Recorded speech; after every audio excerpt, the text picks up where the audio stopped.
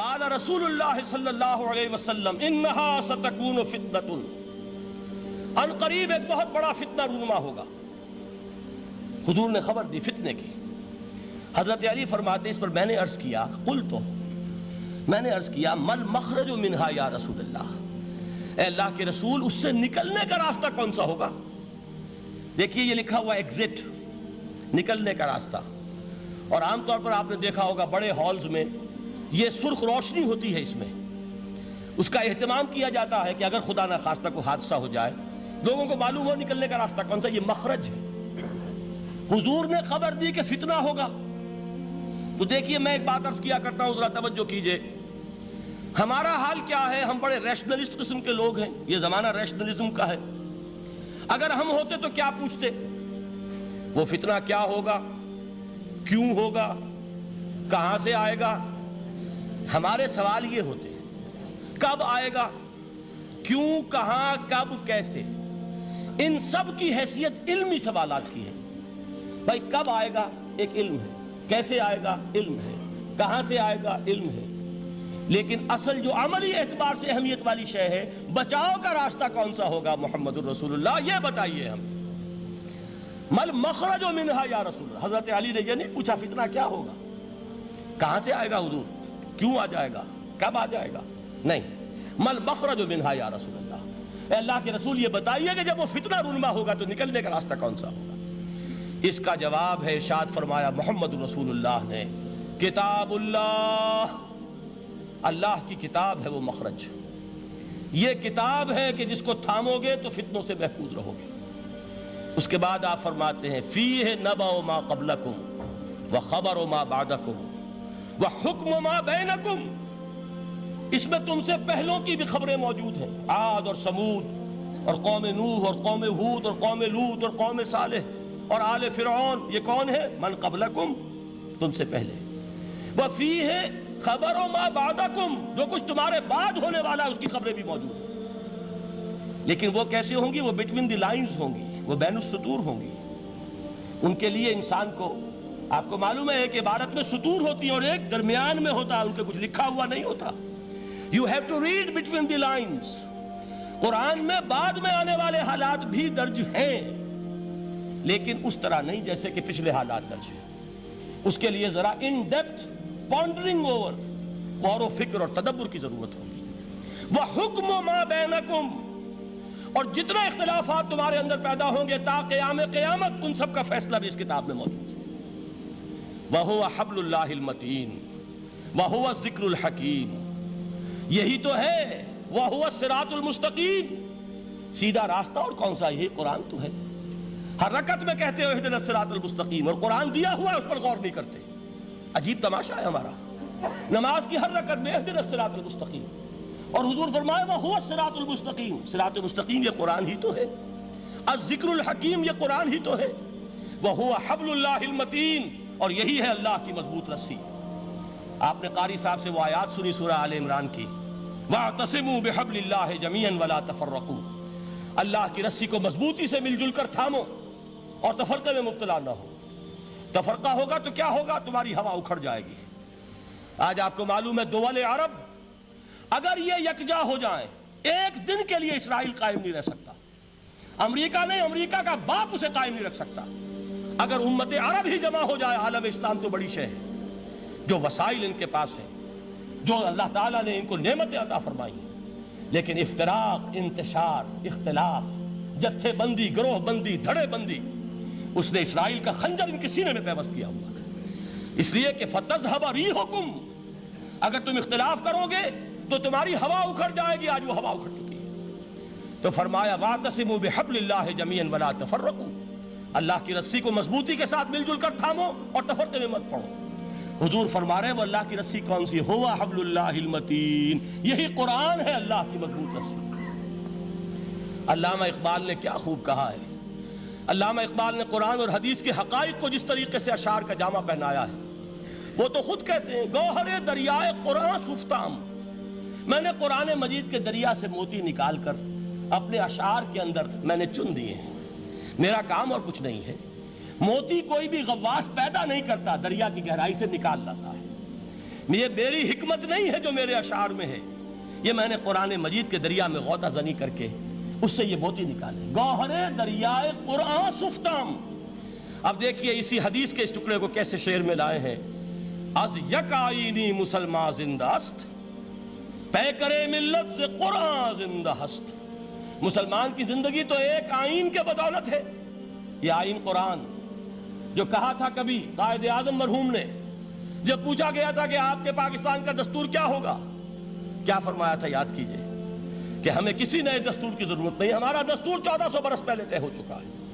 یہ ہماری بدقسمتی ہے جو کچھ کہا تھا قائد اعظم نے کہ God has given us a golden opportunity to prove our worth as architects of a new state and let it not be said that we didn't prove equal to the task۔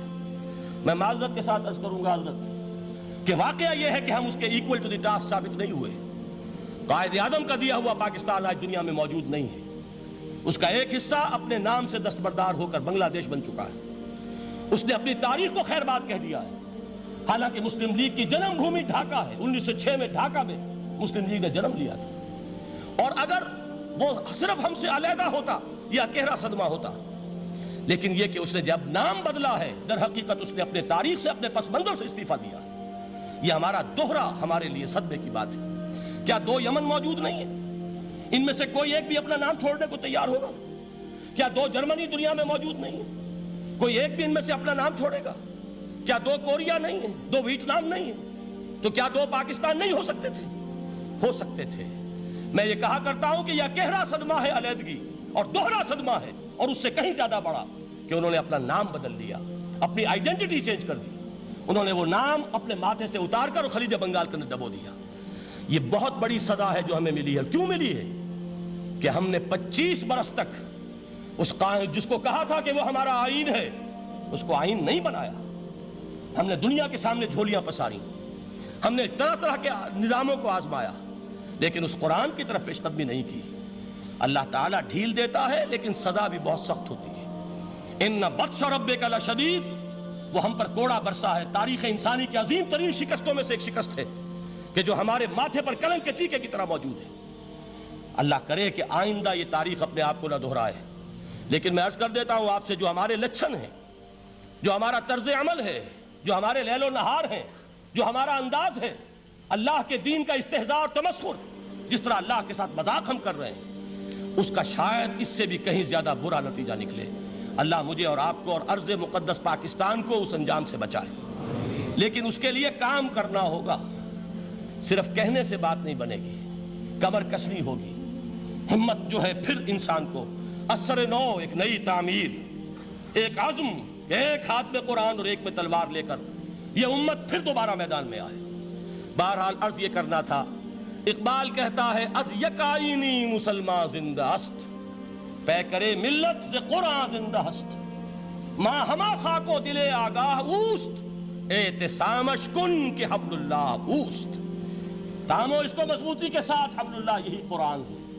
یہ یک آئینی اور پیکر قرآن کی زندگی، پیکر ملت کی زندگی جو ہے اس قرآن کی بدولت ہے۔ تو حضور نے کیا فرمایا؟ فتنے سے بچنے کا راستہ کون سا ہے؟ کتاب اللہ فیہ نبأ ما قبلکم وخبر ما بعدکم وحکم ما بینکم وہو الصراط المستقیم وہو حبل اللہ المتین وہو الذکر الحکیم۔ ایک 3 جملے اور سن لیجئے۔ هو الذی لا یشبع منہ العلماء ولا یخلق عن کثرت الرد۔ یہ قرآن وہ شے ہے جس سے اہل علم کبھی سیر نہ ہو سکیں گے۔ ولا تنقضی عجائبہ، اس کے عجائب کبھی ختم نہیں ہوں گے۔ یہ ہیروں کی وہ کان نہیں ہے کہ جو کبھی خالی ہو جائے کہ سارے ہیرے نکل چکے، اب مزید ہیرے نہیں ہیں، نہیں، علم اور حکمت کے ہیرے اور ہدایت اور حکمت کے موتی اس میں سے ابد الآباد تک نکلتے رہیں گے۔ ضرورت صرف کھودنے کی ہے۔ میں نے وہ لفظ استعمال کیا تھا، آج کا قرآن کھودنا ہوگا، آج کی ہدایت اس قرآن سے نکالنی ہوگی۔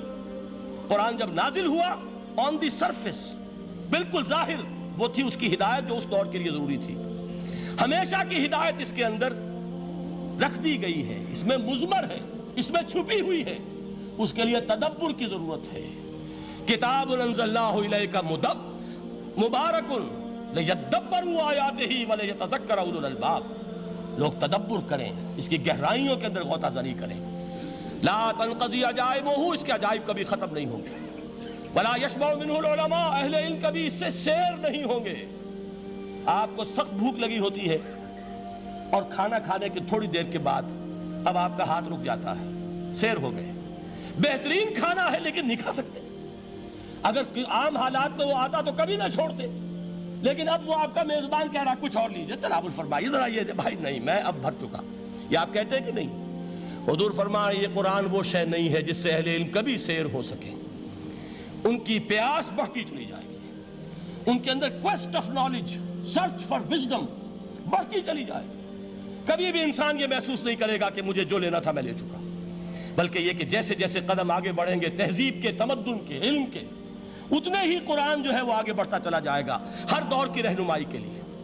لا تنقضی عجائبہ ولا یخلق عن کثرت الرد، بار بار کے پڑھنے سے اس پر بوسیدگی طاری نہیں ہوگی۔ دنیا کی اور کتابیں ہیں، ایک دفعہ پڑھ لیں گے، دو دفعہ پڑھ لیں گے، تین دفعہ پڑھ لیں گے، چار دفعہ پڑھ لیں گے، پھر جی نہیں چاہے گا۔ لیکن یہ کتاب وہ ہے، امام شافعی کا میں واقعہ آپ کو سناتا ہوں۔ وہ یہ کہتے ہیں کہ ایک مرتبہ میرے ذہن میں یہ سوال آ گیا کہ اجماع کے لیے بھی قرآن مجید میں کوئی سند ہے، دلیل ہے؟